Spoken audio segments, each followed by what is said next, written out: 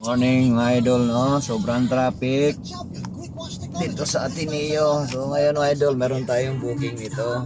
Yan, pangalawang booking natin yan. 90 ano lang, 98 pesos lang yan idol.